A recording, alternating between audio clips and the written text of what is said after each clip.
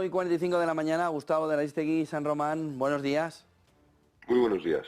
Déjame que te pregunte antes de entrar en Oriente Medio por algo que publica El País esta mañana, alrededor de cómo dice El País, después de ya mucho tiempo en el que gran parte de la prensa internacional estuviera apuntando, sobre todo un artículo del Washington Post del 27 de enero, que los aliados estarían ya barajando cómo Ucrania deberá ceder una parte del territorio que ya ha perdido en el inicio de la guerra, que no se podrá recuperar en estos 2 años de guerra, a cambio de a largo plazo tener estabilidad. Es decir, parece que El País también entra en esa fotografía, dice, los aliados envían señales a Ucrania de que es improbable recuperar el territorio perdido. Cada vez más voces en Washington y Europa advierten de que hay que garantizar la seguridad en Ucrania a largo plazo a cambio de asumir que Rusia ocupará parte del país. ¿Crees que, Gustavo, que este es el primer paso para que la mesa de negociación de paz pueda empezar a plantearse en estos casi 2 años de guerra?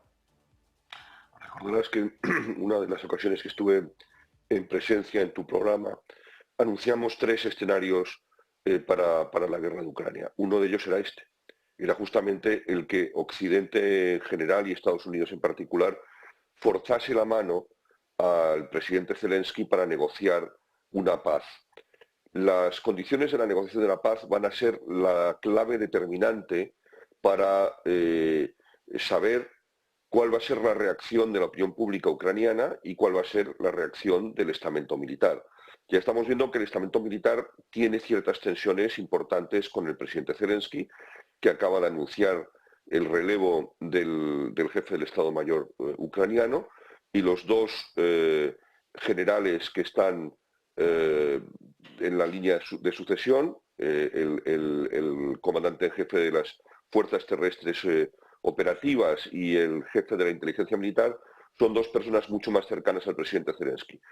Si la mano que se le va a forzar a Zelensky no acaba siendo del agrado de la mayoría de la opinión pública ucraniana o de la cúpula militar, tenemos un problema muy serio interno. Sabemos que Ucrania no es un país especialmente estable desde el punto de vista político. Sabemos que antes de la guerra había voces claramente prorrusas, una minoría claramente. Muchos de esos prorrusos se han convertido hoy en furibundos antirrusos, vista la agresión brutal de Rusia contra su país. Pero, sin embargo, hay una fatiga de ayuda a Ucrania, las capacidades industriales militares de Occidente son limitadas, lo cual también nos está demostrando que hemos descuidado extraordinariamente una parte fundamental de la defensa de Occidente, que son la reposición de munición y de misiles. Estamos viendo cómo los cálculos que se hicieron al principio de la guerra sobre las capacidades industriales rusas han estado completamente equivocadas, de la misma manera que las presiones económicas no han dado su fruto. De hecho, como habrás anunciado tú más de una ocasión, la economía rusa ha estado creciendo por encima del 2% y últimamente en el 2,6%, lo cual demuestra que a pesar de las sanciones y a pesar del esfuerzo de guerra, la economía rusa, es decir, el esfuerzo de guerra, ha beneficiado a la economía rusa. Esto nos plantea unas reflexiones muy importantes. La primera, no se puede dejar al albur de la suerte o de la mala suerte el final de esta guerra. El final de esta guerra tiene que ser una victoria de Ucrania o una paz justa y una paz aceptable para la mayoría de los ucranianos. Segundo, en efecto, habrá que ceder una parte del territorio. Lo mínimo que va a aceptar, o lo máximo, perdón, que va a aceptar el pueblo ucraniano es que la parte que tenía Rusia antes de empezar la guerra se consolide. Ahora, pedirle a Ucrania que ceda la península de Crimea me resulta casi imposible de creer que lo vayan a aceptar.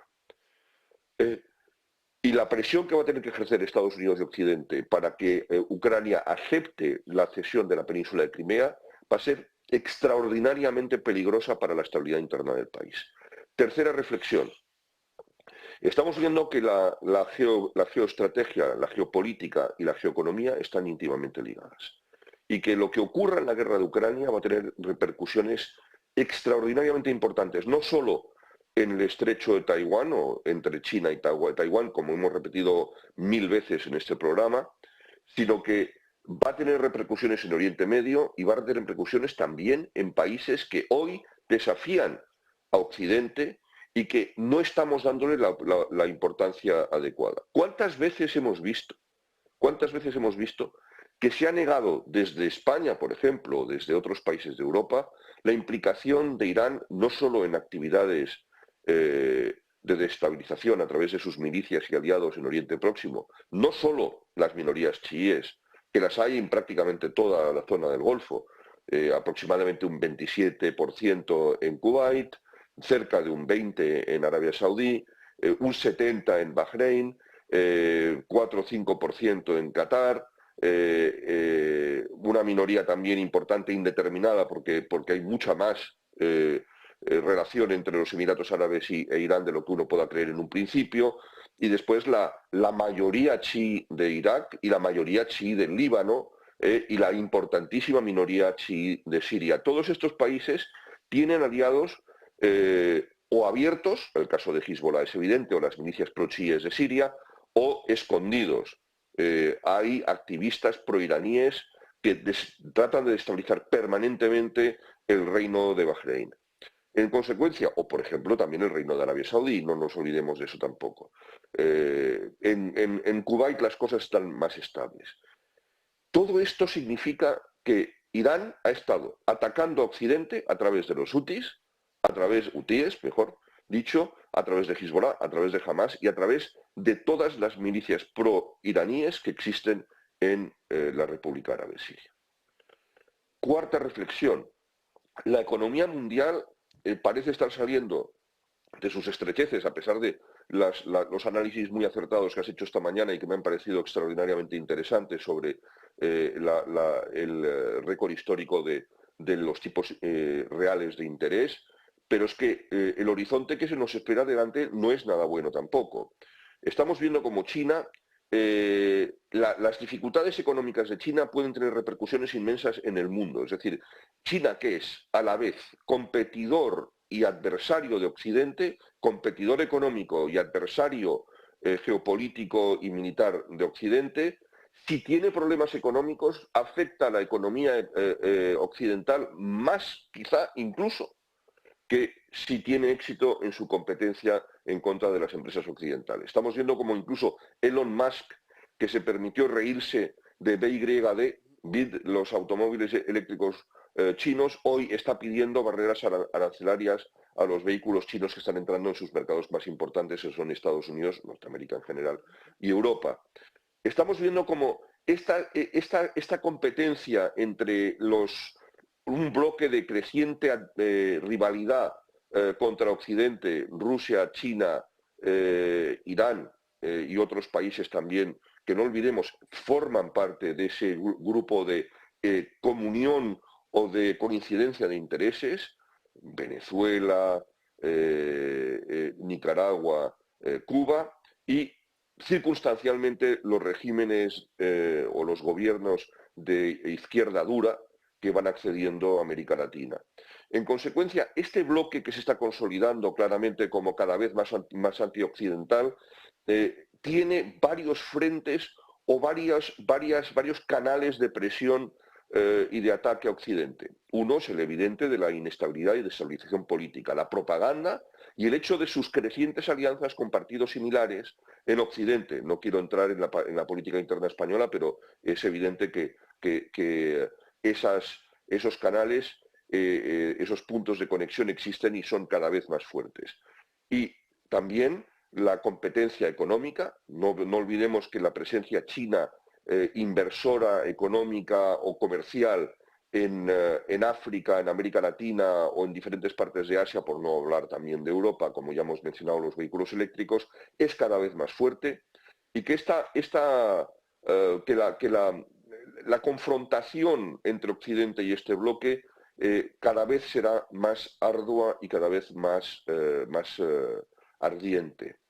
En consecuencia, creo francamente que nos tenemos que tomar muy en serio, primero, sí, poner fin a la guerra de Ucrania, pero de una manera que sea aceptable a la mayoría del pueblo ucraniano, que garantice realmente la seguridad, estabilidad y el futuro de Ucrania, pero que además signifique que Rusia no pueda proceder a algún tipo de agresión encubierta o abierta en contra de sus vecinos que forman parte ya de la Alianza Atlántica. Finlandia, Estonia, Letonia y Lituania, la propia Polonia, etcétera.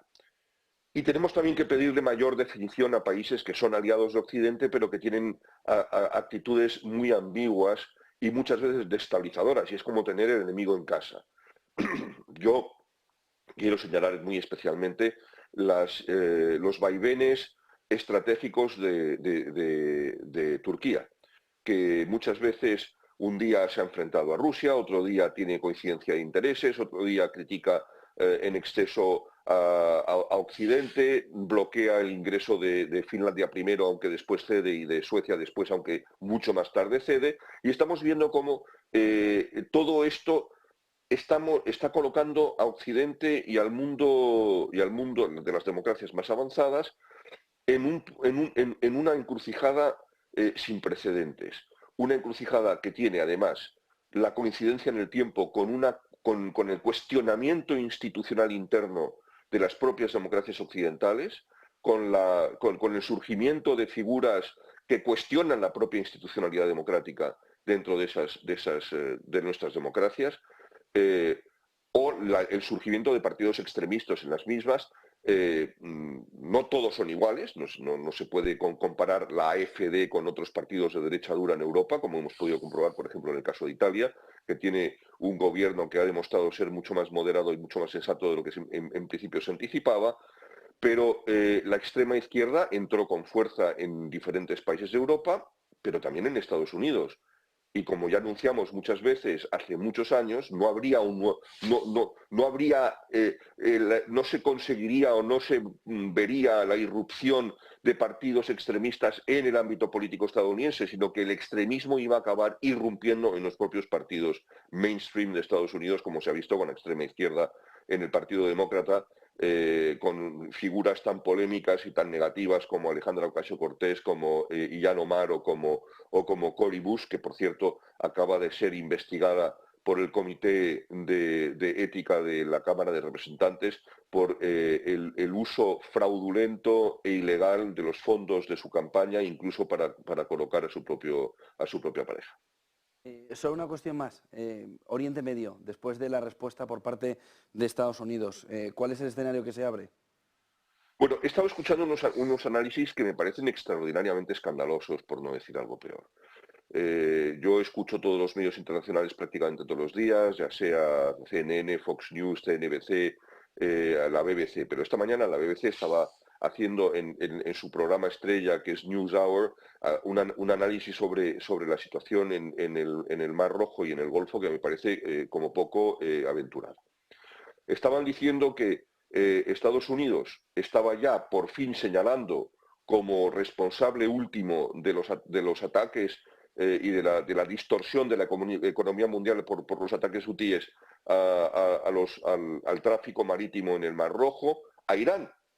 En fin, es que me parece que no reconocer que Irán está detrás de los hutíes es como negar que el sol sale por el este por las mañanas y se pone por el oeste. Es un perfecto disparate. ¿En cabeza de quién cabe que una organización islamista radical chií, como es la rama hutí, que es una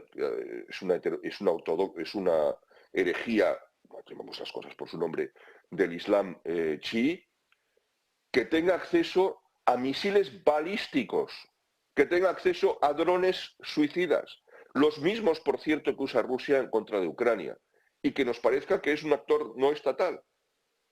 No, el operador de estas armas iraníes es un actor no estatal, pero quien está detrás y que es una proxy war, como se dice en inglés, es una guerra por intermediario, es Irán. Y hay que señalar con mucha claridad que esta capacidad perturbadora y destabilizadora de la paz, la seguridad y la economía mundial que está ocurriendo tiene nombres y apellidos, y es el régimen iraní.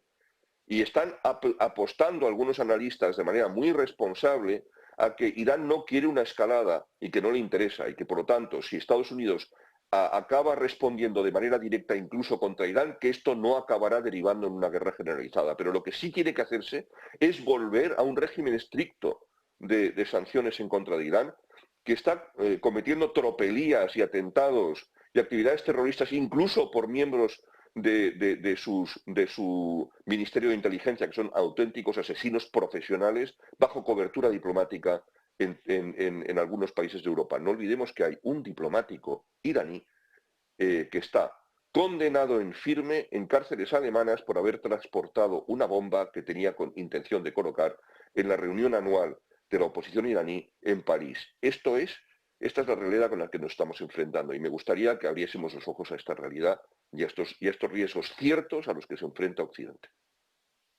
Gracias, Gustavo de Arístegui. Buen día y buen negocio. Buen día.